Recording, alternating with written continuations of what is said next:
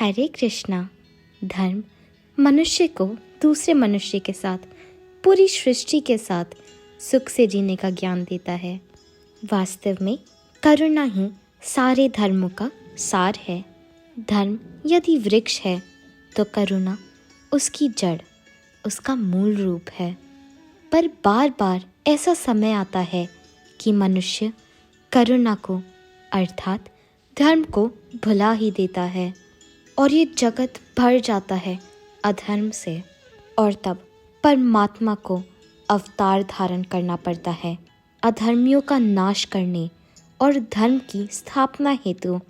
भगवान विष्णु ने भी कई अवतार लिए हैं। भगवान विष्णु का प्रथम अवतार है मत्स्य अवतार। एक बार हैग्रीव नामक एक दैत्य ने वेदों को चुरा लिया। वेदों को चुरा लिए जाने के कारण ज्ञान लुप्त हो गया। चारों ओर अज्ञानता का अंधकार फैल गया और पाप तथा अधर्म का बोलबाला हो गया।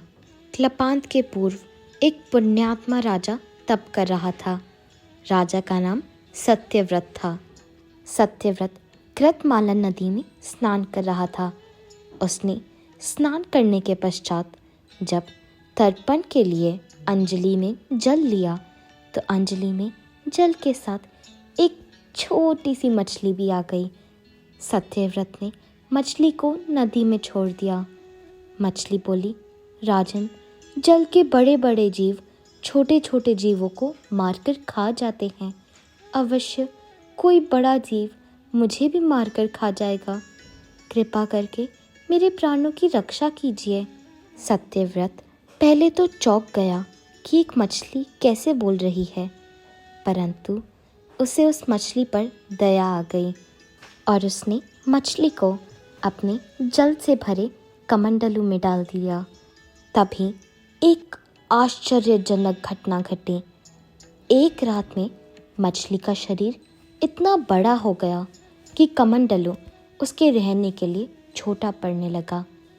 दूसरे दिन मछली सत्यव्रत से बोली, राजन, मेरे रहने के लिए कोई दूसरा स्थान ढूंढिए, क्योंकि मेरा शरीर बढ़ रहा है। मुझे घूमने फिरने में भी बड़ा कष्ट हो रहा है। सत्यव्रत ने मछली को कमंडलू से निकालकर पानी से भरे हुए मटके में रख दिया। यहाँ भी मछली का शरीर रात भर में ही मटके में इतना बड़ा हो गया कि मटका भी उसके रहने के लिए छोटा पड़ गया। तत्पश्चात राजन ने उस मछली को सरोवर में डाल दिया। सरोवर से नदी, नदी से समुद्र।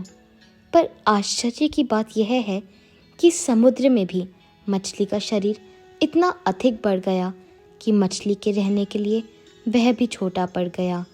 अतः मछली पुनः सत्यव्रत से बोली, राजन, यह समुद्र भी मेरे रहने के लिए उपयुक्त नहीं है। मेरे रहने की व्यवस्था कहीं और कीजिए।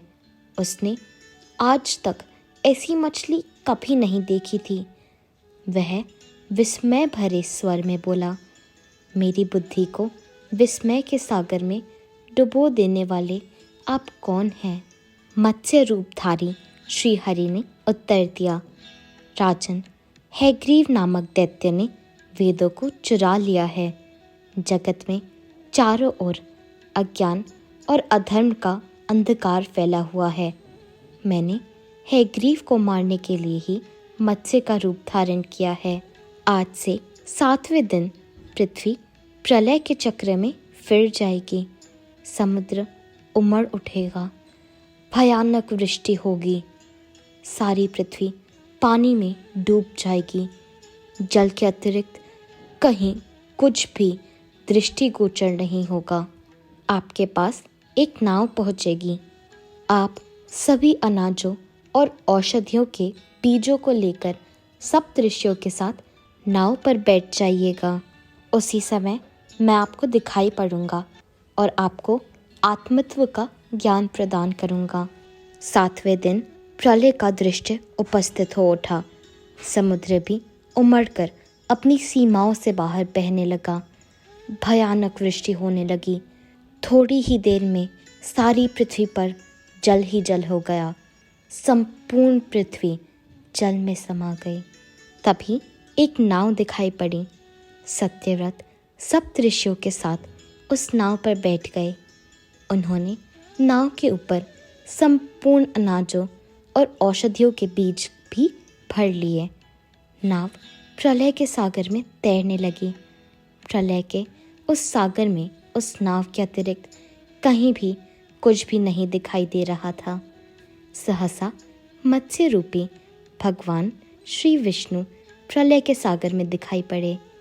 सत्यव्रत और सप्तऋषिगण मत्स्य रूपी भगवान की प्रार्थना करने लगे।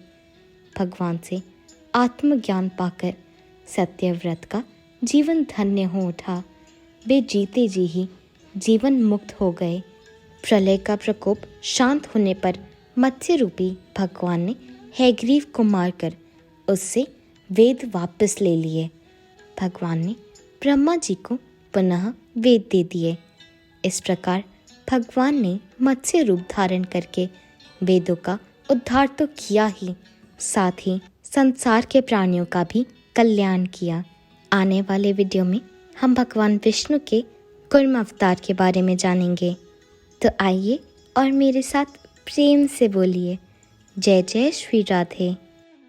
अगर आपको यह वीडियो पसंद आया तो इसे लाइक और शेयर ज़रूर करें और चैनल को भी सब्सक्राइब करें।